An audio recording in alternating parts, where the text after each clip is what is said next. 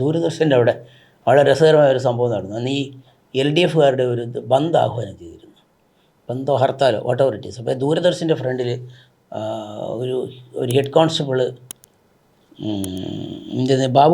ബാബുക്കുട്ടി എന്ന് പറഞ്ഞ ഹെഡ് കോൺസ്റ്റബിളിൻ്റെ നേതൃത്വത്തിൽ ഒരു 5-6 പോലീസുകാരെ ഡ്യൂട്ടി കിട്ടും. അപ്പോൾ അവിടെ ഇരുന്ന് അവർ കല്ലെറിഞ്ഞു. CPIക്കാരാണ്. അവർ കല്ലെറിഞ്ഞു. കല്ലേറ് വളരെ ശക്തമായി. അത് കഴിഞ്ഞിട്ട് അവർ ബോംബ് എറിയുകയോ എന്തോ ചെയ്തു. എന്തായാലും ultimately what happened was Babukutty had to open fire.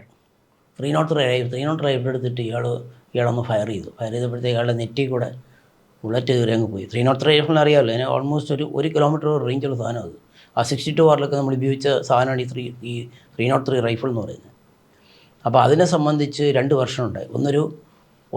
മറ്റേ ഈ സമരക്കാരെ പ്രതിയാക്കി പോലീസ് ഒരു ചാർജ് ചെയ്തിരുന്നൊരു കേസ്, ബാബുക്കുട്ടി വാദിയായിട്ടൊരു കേസും.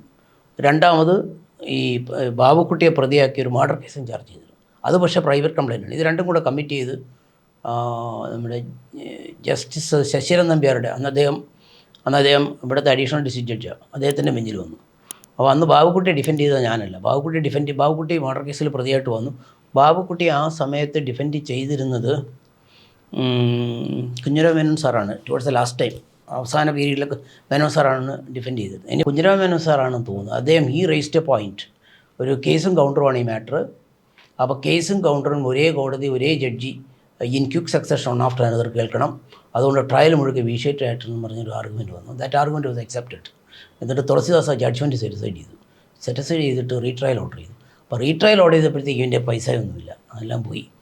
അപ്പോൾ അത് കഴിഞ്ഞിട്ട് ആ സമയത്ത് അയാൾ എന്നെ എൻഗേജ് ചെയ്തു. ഇവിടെ കമാൽ പാഷയുടെ ബെഞ്ചിലായിരുന്നു ട്രയൽ വന്നത്. തിരുവനന്തപുരം കോടതിയിലായിരുന്നു ട്രയൽ. അതിനകത്ത് ഞാൻ പ്ലീ ഓഫ് സെൽഫ് ഡിഫെൻസ് എടുത്തു.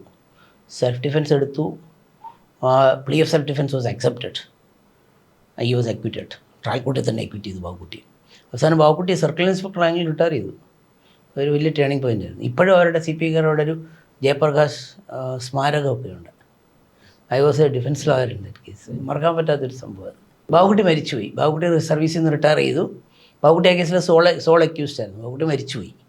സർവീസ് കംപ്ലീറ്റ് ചെയ്തതിൻ്റെ അയാളുടെ എല്ലാ ഗ്രേഡും കിട്ടി. സർക്കിൾ ഇൻസ്പെക്ടർ ഗ്രേഡ് കിട്ടി പുള്ളിക്ക്. ഇനി റിട്ടയർഡ്.